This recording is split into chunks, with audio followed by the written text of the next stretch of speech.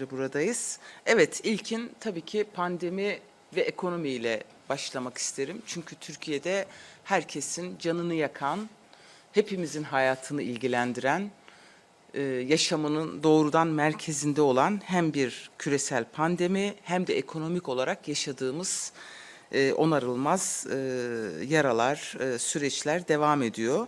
Evet, Bakan Koca, Sağlık Bakanı geçen hafta hastane doluluk oranımız %50 demişti hatırlarsınız.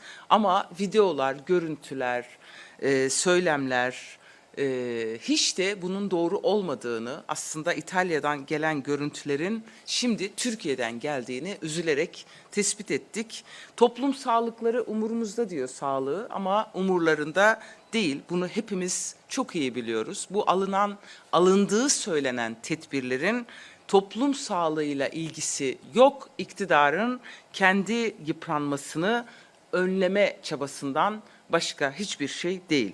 Evet, bu kendilerini korumak, iktidarlarını korumak ve halkı da geçici, palyatif tedbirlerle sanki sağlıklarını düşünüyormuş gibi yapma dışında hiçbir anlamı yok. Evet, tabii ki diğer bir koruma alanları şehir hastaneleri. Hastaneler doluluk oranının dolu olduğu görünmesin. İsteyen istediği tedaviyi yaptırabiliyor. İsteyen istediği sağlık kuruluşuna ulaşabiliyor. Bu konuda sağlık altyapısında hiçbir sorun yok mesajı vermeye çalışıyorlar topluma ama bunun da gerçekle hiçbir ilgisi yok. Şu anda koronaya yakalananların önemli ve ezici bir çoğunluğu kendi evlerinde, kendi koşullarında tedavi olmak zorunda olduğunu bizler gayet iyi biliyoruz. Seçim bölgelerimizden, yaptığımız ziyaretlerden, gelen telefonlardan, fakslardan ve mektuplardan bunu gayet iyi biliyoruz. Evet, kriz büyüdü, yalanları her gün daha fazla ortaya çıkıyor ve bunun üzerine yasak savmadan ibaret bazı tedbirler alındı. Evet, kim ne zaman çıkabilecek, kim ne zaman evde olacak konusu artık Zaytung'un ve mizah dergilerinin konusu olmaya başladı. Sosyal medyada problemler, yasak problemleri sorulmaya başlandı. Hangi yaşında kim dedesiyle, ninesiyle, annesiyle, babasıyla ya da arkadaşlarıyla dışarıda buluşur diye bilmeceler üretiliyor. Çünkü hakikaten bunu anlamak kadar, uygulamak da o kadar kolay değil.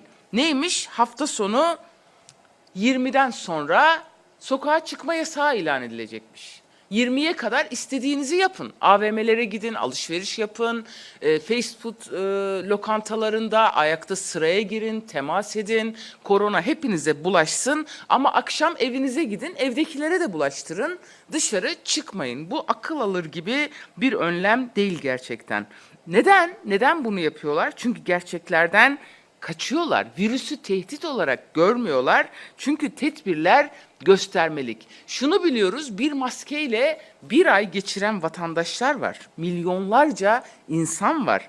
Cami, okul, fabrika, otobüs, uçak, minibüsler hala çalışıyor. Fakat suçu vatandaşa, yükü sağlık çalışanına yıkan bir anlayışla pandemide mücadele başarılı olmaz, olamıyor. Bunu hepimiz görüyoruz. Pandemi yayıldığı için Erdoğan ikinci yasaklamaları, kısıtlamaları ilan etti geçen hafta. Fakat kısıtlamalardan etkilenecek olan milyonlarca yoksul, işsiz, esnafa dair tek bir güvence yok bu ilan etmenin içeriğinde. Evet, bu anlamda hakikaten AKP ve saray iktidarı salgının yayıldığı ve ilk kapsamlı kısıtlamalar gerçekleştirilen dönemde diğer ülke yönetimlerine göre çok az miktarda ve borçlandırmak suretiyle güvenceler sağlamaya çalıştı. Salgının yarattığı kaosa karşı halkı korumak yerine başta da söylediğimiz gibi iktidarını korumaya çalıştı. Evet, tedbir güvenlik denklemini destek yerine borçlandırıcı faizli kredilerle iktidara bağımlılık yaratır şekilde yapılandıran AKP yönetimi pandemi sürecinde güvencesizliği ve iktidara çıkar tahvil etmeyi örgütledi. Derdi yoksulun tenceresinin kaynaması, işsizin korunması ya da işsizin geçiminin, halkın geçiminin sağlanması değil, halkı kendine bağımlı kılmak oldu her zamanki gibi. Yani yoksullaştır, sonra yardımlarla kendine bağımlı kıl politikası burada da devam ediyor. Koronavirüs ile küresel bir felaket olan pandemi, Türkiye emekçileri ve halkları için AKP-MHP felaketiyle birleşti. Milletin temsilcisi olarak yola çıktığını söyleyenler, ilk küresel pandemide milyonları ekmeğe, suya, aşa muhtaç etti ve bu muhtaçlık durumu devam ediyor. Evet, ilk kısıtlama döneminde hem esnaflar hem yurttaşlar yüksek miktarda kredi çekerek hayata tutunabildi ve 3 Haziran 2020 tarihi itibariyle 627.352 esnaf toplam 15 milyar 550 milyon kredi çekti. Bu esnafların 137.329'u kefillik ile kredi çekebilmiştir. Evet, ayrıca Mayıs 2020 itibariyle 32 milyon kişi kredi borcuna bulaşmak zorunda kaldı. Halkı askıda ekmeğe, 17 sente, işsizlik kuyruklarına mahkum eden iktidarın ustalık dönemi bitti. Artık pandemi ile birlikte emeklilik dönemi başladı. Geçen haftaki çağrımızı, istifa etme çağrısını bu vesileyle yenilemek istiyorum. Evet, bu karanlığı zorda sabır edin diyerek kabul ettirmeye çalışanlara bizler meydan okuyoruz. Açlık, yoksulluk, işsizlik, eşitsizlik kader değildir. Bunu biliyoruz. Bizler Nazım Hikmet'in dediği gibi aynı gökyüzünde altında bir direniştir yaşamak. Bunu biliyoruz ve uyguluyoruz. Evet, bizler meşaleyi yakarak bu karanlığı yırtacak ve gökyüzünü saray için değil, halk için aydınlık hale getireceğiz. Bir araya gelerek halk için ekonomi, halk için bütçe demeye devam edeceğiz. Yandaşa, savaşa, faize, israfa değil, yoksullara, emekçilere, kadınlara kaynak ayıracağız. Evet, diğer bir gündemimiz sizlerin de yakından takip ettiği reform söylemleri, ekonomideki duruma çare diye bakanın istifasından sonra nedense iktidarın sözcülerin aklına adalet, yargıdaki eşitsizlik, hukuksuzluğun adını koymadan kuru bir şekilde reform ile yeni bir aldatmaca dönemi başladı. Nedir? Bunu söyleyen kim? İktidara yeni gelen bir parti değil. 18 yıldır iktidarda olan, her seferinde reform söylemleriyle iktidarın devamını sağlamaya çalışan bir partiden ve yöneticilerinden söz ediyoruz. Evet, neymiş? Yargı reformu yapılacakmış. Evet, buna gerçekten kendileri inanıyor mu? Bazen merak etmiyor değilim. 18 yıl sonra onlarca reform adı altında aldatmacaya imza atmış bir iktidar reform deyince tabii ki acı acı gülümsüyorsunuz. Evet, ekonomiye ilişkin gelişmeler, kriz, kavga, içerideki çöküş, çatışma geldi, yargıya bağlandı, adalete bağlandı, reforma bağlandı. Neden? Çünkü onlar da gayet iyi biliyor ki bu meselenin kökeninde adaletsizlik var, adalet, hukuk, yargı katliamı var. Her gün milyonlarca insanın kendilerine yönelik saldırılardan mağduriyeti var. Tabii reform söyleminin başka bir açıklaması da var. Kendileri de Türkiye'de adaletin, hukukun, hakkın, özgürlüklerin ve eşitliklerin bittiğini gayet iyi biliyorlar aslında. Bu nedenle reform demek zorunda kalıyorlar. Bunu da tabii ki bütün Türkiye biliyor. Bu aynı zamanda iktidarın itirafıdır. Bu bir itiraftır. Reform söylemi çok kötü durumda. Toplum, adaletsizlik can yakıyor, özgürlükleri yok ediyorun itirafıdır. Evet, toplumun reform ihtiyacı ve talebiyle iktidarın reform söylemi arasında hakikaten bir uçurum var. Makas o kadar derin ki, o kadar büyük ki bunun yaklaşması mümkün değil. Çok büyük bir demokratik dönüşümün ihtiyacı var şu anda Türkiye'de. Böyle safsata şeklinde reform deyip biri diğerini yalanlayıp her gün birbirleriyle kavga eden içeride dışarıda insanların kamuoyunu aldatmasına izin vermeyeceğiz. Bunu HDP olarak mücadelemizle gerçekleri kamuoyuna açıklayacağımız gibi bu konuda Türkiye'deki tüm muhaliflerle, demokratik dinamiklerle, kadınlarla, gençlerle, işsizlerle, işçilerle birlikte Türkiye'de büyük demokratik dönüşümü bizler gerçekleştireceğiz.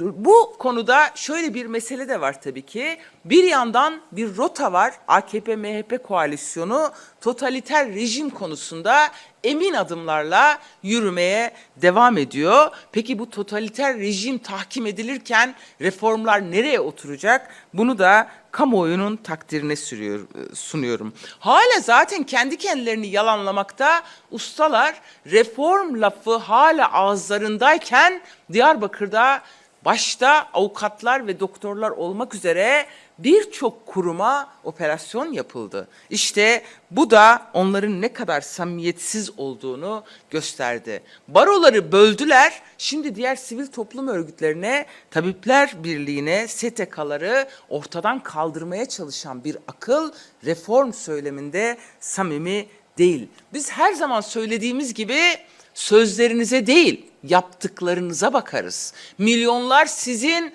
totaliter rejiminiz altında inim inim inlerken sahte reform söylemlerinize hiç kimsenin inanmasını beklemeyin. Tabii ki bunun sebebini biliyoruz. Birbirinizle kavga ediyorsunuz.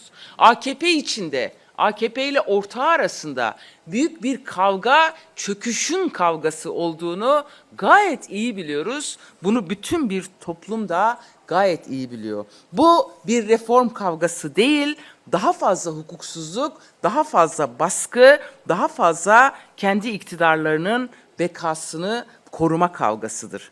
Evet, bu konuda dün Cumhurbaşkanı bir açıklama yaptı. Evet, ne dedi? Fitne fesat diyerek aslında içeriden bir sese de cevap vermiş oldu.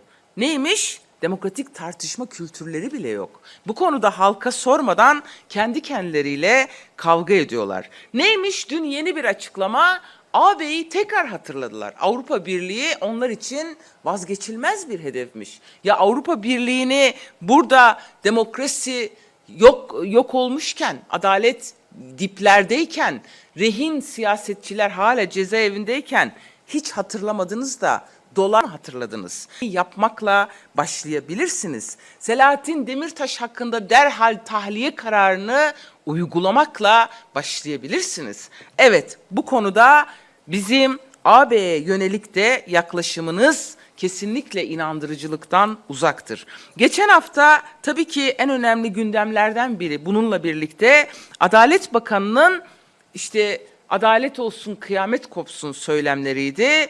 Ama adaletsizlik her gün kıyamet koparmaya devam ediyor. Her yerde adaletsizlik var. Adalet Bakanı'nın açıklamasına garip bir şekilde HESEK'e 2. Başkanı Mehmet Yılmaz Twitter hesabından yanıt verdi. Aslında hepsini okumak isterdim ama zaman almayayım, çok önemli de değil. Özetle şunu söylüyor HESEK 2 Başkanı, kul hakkına gösterdikleri titizliğe inancım ve güvenim tamdır diyor. Hakim ve savcılar için bunu söylüyor. İlginç, komik bile olamayacak kadar acı bir açıklama. Biz de HSK Başkanı'na soruyoruz bütün Türkiye huzurunda. Sana kim güveniyor ki? Sen hakim savcılara güvenim tam diyorsun. Sana güvenmiyoruz, sana. Sadece verdikleri kararlar nedeniyle dağıttığın mahkemeleri söyle önce. Sürgün ettiğin hakim savcıları açıkla, anlat. Tahliye beraat kararı verdikleri için açtığın soruşturmalardan haber ver. Anlat ki neden ülkede yargının bağımlı ve taraflı olduğunu herkes öğrensin.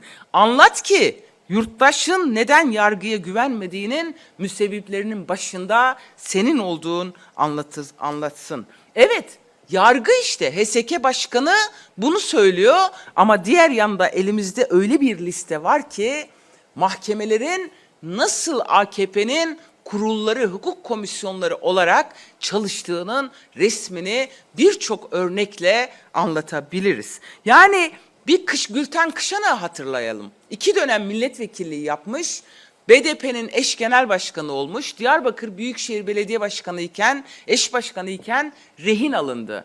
Malatya'da yargılanıyor, kadastro hakimini mahkeme başkanı olarak atadınız. Bu HSK yaptı.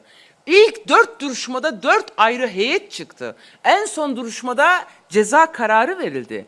İdris Baluken'le ilgili tahliye kararı veren mahkeme başkanı tenzili rütbe yapılarak Ankara'ya gönderildi. Şimdi bütün bunları bilmiyormuşuz gibi bize hikaye anlatıyorlar. Bu hikayelerinizi kimse dinlemiyor, inanmıyor. Bize şunu anlatın. Bize şunu anlatın.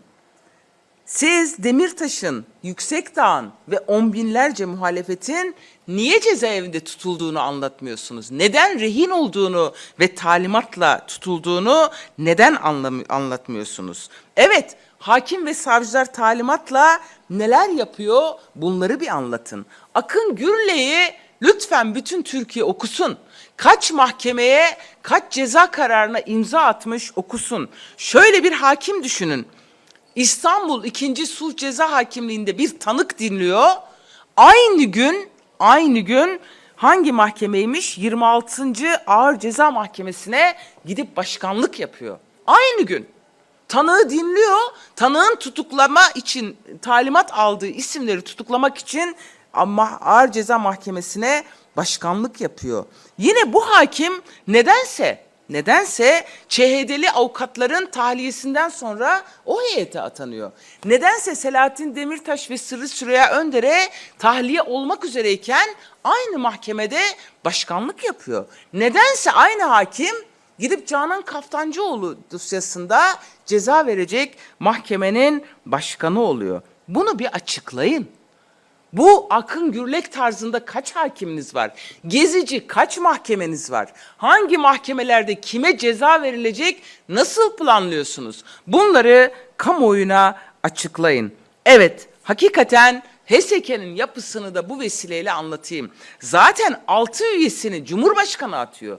7 üyesini AKP'nin çoğunlukta olduğu meclis karar veriyor. Hepsi size bağlı. Bu HSK'nin hakimlere güvenip güvenmemesi kimin umurunda? Önemli olan hakim ve savcılara toplumun güvenmesidir. Yargılananların güvenmesidir ve biz güvenmiyoruz. Tabii bu vesileyle yargıya şu çağrıyı da yapmak istiyorum. Daha önce defalarca yapmıştım. Sakın saraya yaslanmayın. Düşersiniz. Daha önce yaslananlar düştü. Cemaat adı altında binlerce hakim savcı görevden alındı, tutuklandı, büyük cezalar aldı. Sizin tek bir kıbleniz var. O da hukuktur. Önünüzdeki yasalardır. Hangi yasalara yargılama yapıyorsanız ya da muhakeme yapıyorsanız tek kıbleniz o olsun. Bakın bu reform söylemleriyle, adaletsizlik söylemleriyle ilk harcanacak olan yine sizlersiniz. Bu nedenle rehine siyasetine önce siz son verin. Mahkemeler insanları rehin almazlar. Tabii bu vesileyle şunu da söyleyeyim. Bizim başta arkadaşlarımız, eş genel başkanlarımız Demirtaş ve Yüksekdağ olmak üzere Kışanak sizle hukuka olan bağlılığımızla, adalete olan bağlılığımız ve mücadelemizle arkadaşlarımızı özgürleştireceğiz. Evet, bir de bir anayasa tartışması var. Birkaç cümle ona da değinmek istiyorum. Ya, hayretle izliyorum. Hayretle ve dehşetle izliyorum gerçekten. Bir HDP'li olarak izliyorum. Anayasa yapmak neredeyse suç. Neredeyse HDP bu anayasa çalışmasında olursa kıyamet koparmış gibi bir yaklaşım var. Ya bunu tartışanlara söylüyorum. Siz kimsiniz ya? Siz siyasetçi misiniz? Siz bu ülkede halkı mı düşünüyorsunuz? Bir anayasa yapılacaksa tabii ki HDP olacak. HDP'siz bir anayasa yapamazsınız. HDP bu ülkede toplumun 1/4'ine yakınını temsil eden bir partidir. HDP'siz bir anayasa olamaz. Anayasa herkesi kapsarsa anayasa olabilir. Şimdi çıkmışlar HDP ile nasıl oturursunuz diyor. Böyle bir oturma falan da yok. Dün eş genel başkanımız açıkladı. TÜSES'in bir toplantısına her kesimden katılım gibi biz de katılmışız. Anayasa tartışmalarına katılmışız. Biz anayasa tartışmalarında her zaman olacağız. Siz anayasa tartışamazsınız zaten. Biz olmadan o anayasa olamaz. Herkes şunu gayet iyi bilir ki anayasa tartışmaları kriminalize edilemez. Biz yasa dışı bir organizasyon değiliz. Biz onlar gibi halk oyuyla buraya gelmiş, halkı temsil eden bir partinin üyeleri, vekilleri ve yöneticileriyiz. Ayrıca bunu yapanlar siyasetçiyim falan demesin kendine.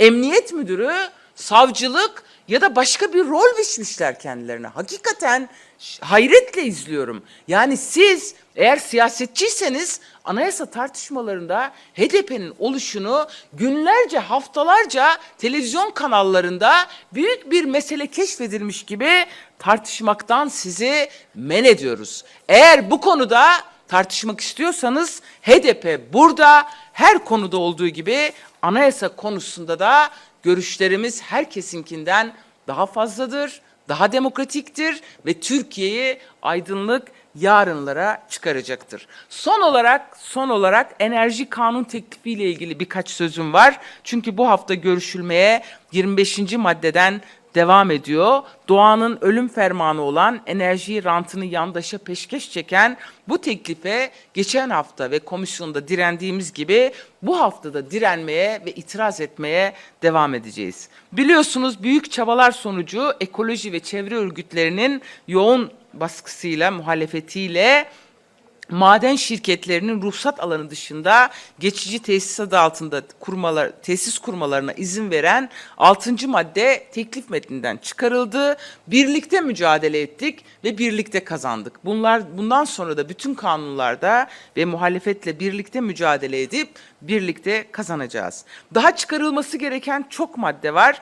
13. maddeye ilişkin kamuoyunda yanlış bir tartışma var. 13. maddede muhalefetin ve çevre örgütlerinin istediği gibi bir değişiklik olmadı.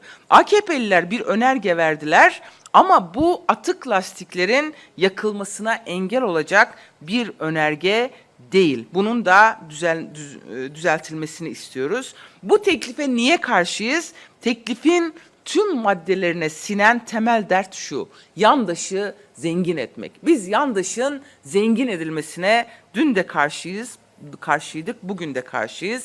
Enerji üretimi yapan HES, JES, RES gibi şirketlere teşvik adı altında 2018'de 26 milyar, geçtiğimiz sene 25 milyar verildi. Bu sene de 30 milyar aktarılacak. Bakın bu teşviklerden 2011 yılında 20 şirket yararlanıyordu. Şimdi bu sayı olmuş 818. Bunlardan 465 tanesi sadece HES'ler. Örneğin 29. madde ile amaçlanan daha fazla jeotermal enerji santrali, ki özellikle Aydın ve Manisa halkının bu konuda çok şikayetçi olduğunu gayet iyi biliyoruz. Teklifle birlikte 21 dağıtım şirketi, YEKTEM'den destek alan 881 HES, JES ve RES gibi enerji santrali ve 1722 üretim tesisi ve yüzlerce maden şirketi ihya ediliyor.